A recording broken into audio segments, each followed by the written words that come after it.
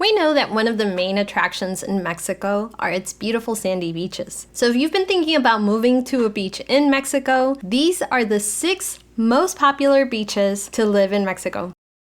Now you may be wondering, popular with who? These beaches were voted on by people like you. You see, I sent out a survey to over 20,000 people, and these were by far the 6 most requested beaches by our followers. In this video, we will cover things like weather, overall vibe, cost of living, availability of medical services, transportation, and accessibility to products and services. And because we want to give you not only the good, but the bad and the ugly, we'll be talking about some pros as well as some cons for each city. So let's get right into it. Starting with our 6th most requested beach, let's get right into Bucerias. It has a population of approximately 17,000 people. So it's also very touristy. And it's very popular with people from the United States and Canada who want to either live here full-time or even part-time. Now, renting can vary drastically depending on the rental, but to give you an idea, you can expect to pay 17,000 pesos a month for a furnished 2-bedroom condo that is not facing the beach. The closer you want to be to the beach, the more expensive your rent will be. Now, one thing to note is that in any touristic beach destination in Mexico, there is going to be a high and low season, which means that rental prices fluctuate depending on demand. Another thing to note is that if you plan to rent for less than a year, you can also expect your monthly rate to be slightly higher. If you move to a beach town like Bucerias, you'll definitely want to have air conditioning to withstand the tropical heat. An average electric bill will run you around 2,500 pesos a month for a 2-person household. Everything else like water, gas, and internet with 100 megabytes download speed will run you an average of 1,500 pesos a month. So for practical purposes, let's set an estimated cost of utilities for beach towns in Mexico of 4,000 pesos a month. If you add shopping, entertainment, and emergency, let's say another 15,000 pesos a month. So that gives a couple an average monthly spending of about 36,000 pesos a month in Bucerias. But it's not only the lower cost of living that's appealing about Bucerias. You see, another major reason people move here is for the sunny beach weather. But this can also be a reason that many people who underestimate the heat end up leaving. To give you an idea, you can expect the highs here to be in the 90s and lows in the 80s, with high humidity in the summer months. Now, if you're thinking about moving here, I recommend coming in August, which is the hottest month. That way you know what to expect when it's really hot. The proximity to the United States or Canada is also a major draw for people coming here. You're only 20 minutes away from the Puerto Vallarta International Airport. It makes it super easy for you to visit loved ones or for loved ones to come and visit you. Another nice thing about Bucerias is that it has a lot of shopping options. You have big box supermarkets and local markets. You can find it all in town. If you have knee issues, you'll appreciate that Bucerias tends to have flat terrain, so you won't have to worry so much about climbing too many stairs or hills. Hospitals and healthcare in town are great, even if the city is considered to be smaller. But if you do need a specialist that doesn't have a practice in town, chances are you can be only 30 minutes away in Puerto Vallarta and have your specialist there. In our number 5 spot, we have Huatulco. Located on Oaxaca's coast in the Pacific, it is unique starting with its layout, which consists of 9 natural bays. That's why it's called Bahía de Huatulco. This is a favorite city amongst US and Canadian retirees, who represent the majority of the expat population here. The weather in Huatulco is, you guessed it, hot and humid. To give you an idea, the average highs are in the low 90s with about 70 to 90% humidity in the hottest months, which are May through September. Some people love this, and some people underestimate how muggy it can feel. Crucecita is one of the most popular areas to live in Huatulco. Crucecita is divided into sectors named after letters. In my opinion, you should look into Sector H, which is downtown Crucecita. If you want a more upscale condo with ocean views, another popular neighborhood is Tangolunda.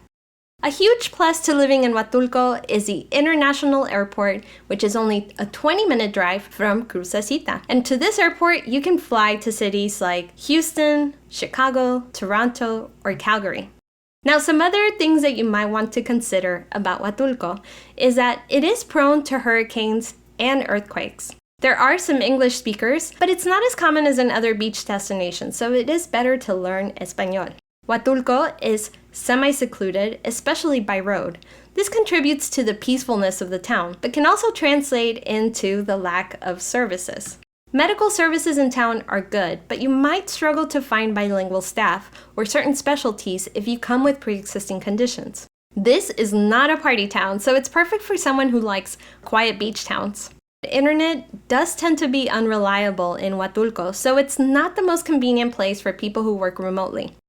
A lot of people we know and have interviewed on this channel are living comfortably on $2,000 or less in Huatulco. I'm going to leave the links in the description of this video to those interviews.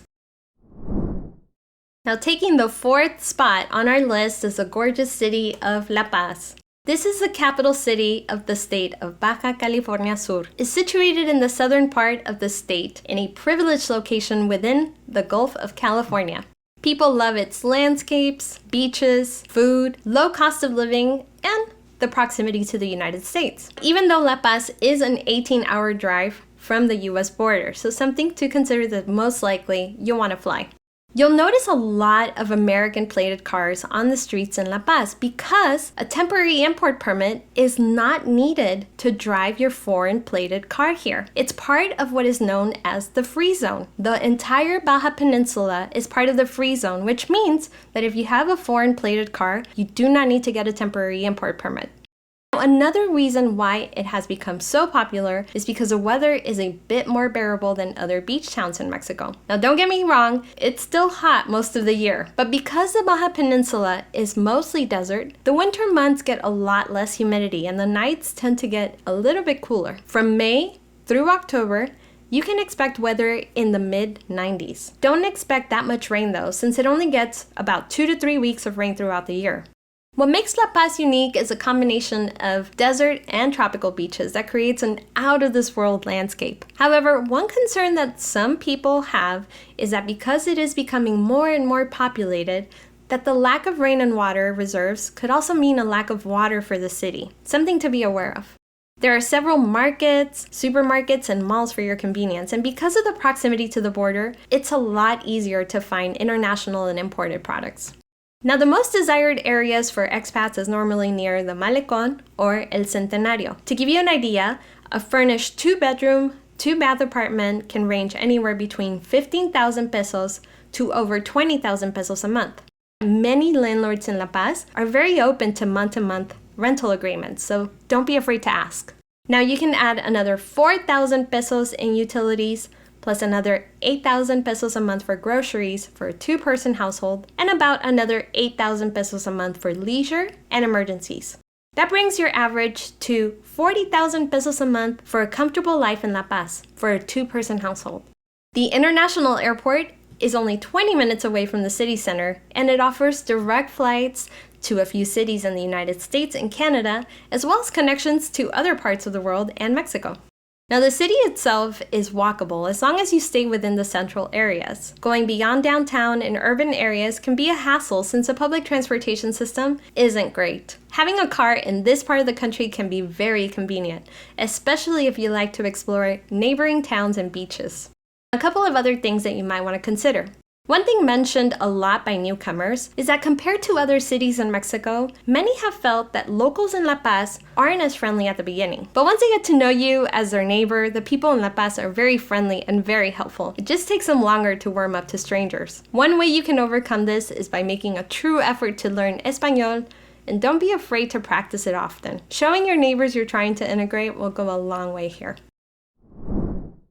In third place, we have Progreso in the beautiful state of Yucatan. This is a chill beach town where time seems to slow down, and for some reason, all you want to do is enjoy the sunset with a fresh drink in your hand. The people here are kind and warm, as long as you're respectful and kind to their culture. Yucatecos are very proud people, and they should be, as their land and culture is very rich. Now, some people have mentioned that Yucatecos are rude. I wouldn't use that word. It's just a different set of manners and traditions around here. And to overcome this, it's important to understand and respect the local traditions and customs. So I highly encourage you to make a couple of local friends and really understand the Yucateco life.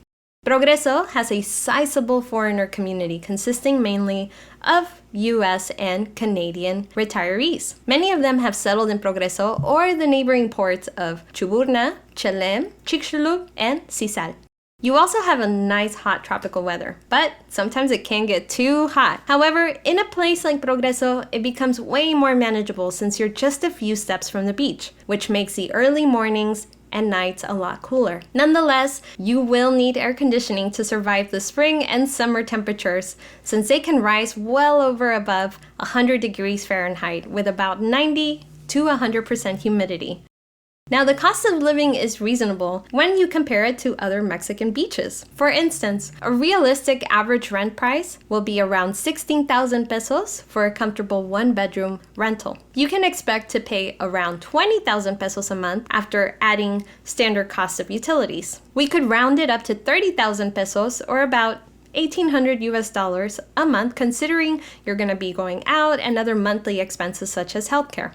Now, another popular draw about Progreso is that commuting to Mérida is very common. This is because as developed as Progreso is, it's still a small beach town, so sometimes there can be a lack of product and services. For instance, medical services and grocery shopping are better and more diverse in Mérida. There are pharmacies, hospitals, and clinics, as well as local markets and supermarkets in Progreso. However, you might not find all that you need, or you may be a little bit disappointed with the quality of products and services. That's why a lot of people make a trip to Mérida either once or every 2 weeks. And if you don't have a car, there are shuttles to Mérida leaving every 15 minutes or so. You just need to head downtown and look for a place called Auto Progreso. Another reason why you might find yourself commuting to Mérida is to have more options for entertainment. If you like to have a nice night out or experience cultural festivals or artistic events, then Mérida is a great place for that. I would say this is the perfect beach if you're looking to slow down your pace of life, but want to have the convenience of being close to a big city. This is our second most desired beach to live in Mexico according to our voters. Let's show you a bit about Mazatlan. The city is located on the coast of Sinaloa in northwestern Mexico. With an international airport and the arrival of cruise ships to the port, the city is now a hotspot not only for domestic travelers, but for people from all over the world who want to come and enjoy one of Mexico's beautiful beaches. There are natural elevations and hills, but the weather is still very tropical year-round. Summer temperatures can rise well above 105 degrees Fahrenheit, so be prepared for this. While it's not too common for hurricanes to hit Mazatlan, it has happened, and there's always a suggestion to remain prepared for it. Mazatlan is also the shrimp capital of the world, so logically, most of the traditional dishes here include shrimp, served in all kinds of styles. And remember to always look for little street food stands. They are known as mariscos de carreta. Now, if you don't eat seafood, don't worry. You have a lot of great steak options and amazing street tacos everywhere you go. Mazatlan was one of the best eating experiences we've come across so far, hands down. And unlike some other cities on this video, Mazatlan is considered a party town. Most of the tourists come after the eclectic nightlife that the city offers. And while there are also people who come to relax, the vibe of the town is mostly young, wild, and free, especially at night. The city provides enough amenities and things to do so you don't have to travel long distances to get either products, services, or entertainment. A good example of this is the shopping experience here. You have several local markets as well as big box supermarkets, which bring imported products constantly, as well as big shopping centers and malls with big department stores and international clothing brands. Again, this is considered to be a big city with a more lively setting. If you like big cities, but also the beach, Mazatlan is a place for you. Now, one thing that some newcomers don't love is the amount of construction going on, with more resorts and high-rise condos being built as we speak, which adds to the noise and movement of the city. The older neighborhoods like Centro Histórico and the surrounding colonias are much more affordable. You'll have a nice sense of community among neighbors, and you'll be closer to markets, restaurants, and corner stores. However, these neighborhoods can also be noisy, and the houses are older. The golden zone, or zona dorada, is more upscale, meaning rent prices are usually higher, but it's also the quietest part of town. It's also safer, and you have a ton of amenities nearby. To give you an idea, it's safe to say that the average cost of living in Mazatlan for 2 people, assuming some of the other utility averages we have given you around in this video, is going to be around 26,000 pesos a month. Now, you can add 10,000 pesos a month for shopping, going out, medical emergencies, those kinds of things, and you can expect your total monthly budget to be somewhere around 36,000 pesos a month for a 2-person household. Some other things to consider about Mazatlan are that the driving experience here is a bit hostile and the roads need a lot of maintenance. Mazatlan's public transport system is reliable and affordable, so this is one of those cities where I think a car is not necessary. Another thing to note is that the sea in Mazatlan can be treacherous, so it's advisable to avoid swimming if you ever see a red flag on the beach. The city also hosts several cultural festivals and artistic events. It's a great place to move to if you have younger children and need a lot of activities for them to do. There are several sports clubs, golf courses, and a marina in town. So really, Mazatlan has a little bit of it all. And voted the #1 beach to live in Mexico is, drumroll please, Puerto Vallarta, an all-time favorite for people of all ages and backgrounds. People love living in Puerto Vallarta for several reasons, but the main one is its stunning natural beauty, which features beautiful beaches, lush jungles, and a breathtaking coastline.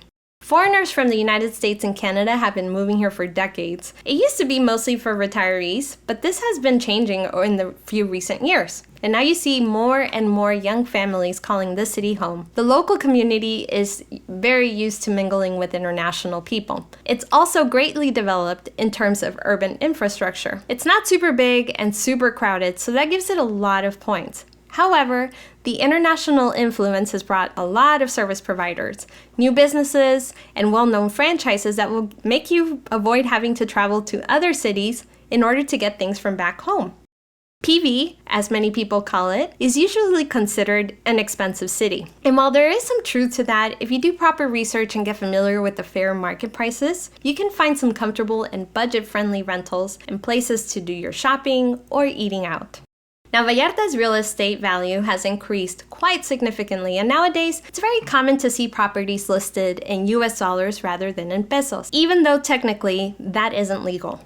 Ultimately, I would say that a couple can live comfortably in Puerto Vallarta on 55,000 pesos or about 3,000 US dollars a month. With a 55,000 peso budget a month, you can expect to rent a nice apartment, eat out more than once a week, buy imported products from time to time, have a sports club membership, a house cleaner once a week. In other words, a very comfortable life. Another big plus is that you don't need a car. Would be nice to have one if you're an avid explorer and don't want to depend on buses or private drivers or taxis, or you want to go explore the other beaches. But if you're wanting to stay inside of Puerto Vallarta, you don't need a car at all. I love that it is very walkable, and despite the tropical weather, the heat is somehow more bearable than other beach towns that I've been to in Mexico. It's still a hot city, but it feels less oppressive because of the surrounding jungles. However, there is one downside to PV, and that is its hills. If you have knee issues or mobility problems, this might not be the best city that I would recommend for you, especially if you plan to do a lot of walking or don't plan to have your own car. The beauty of Puerto Vallarta is how they build straight into the mountains, but that also means very steep sidewalks, a lot of stairs, and uneven roads. What you'll love about Puerto Vallarta is how fun it is. And I also love that you don't need to spend a lot of money to have fun. The Malecón and the downtown area have streets that are always lively, full of people. There's always something going on, some kind of performance or music, people dancing, artisans selling their crafts. It's truly a great place to be. It's always very lively.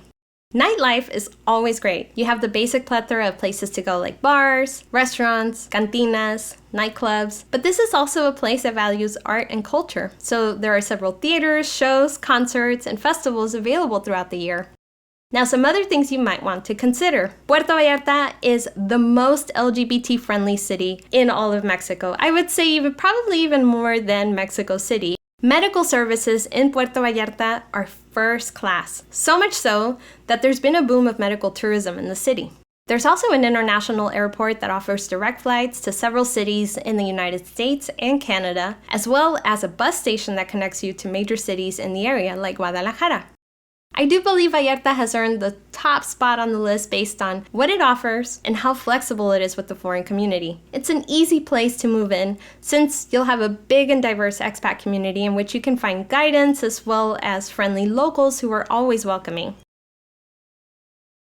Even though we did receive a lot of requests for more cities than what's on this list, these were by far the most requested. So thank you all for voting. This is just an overview of each city. So if you want to learn more in depth about any one of these cities, I will link our beaches playlist in the comment section of this video. We have done an in-depth video for the majority of the cities listed in this video. So I highly encourage you to go watch each individual one if you want to learn more about specifically things like, how to get around, healthcare options, what the general vibe is like, as well as just some other tips.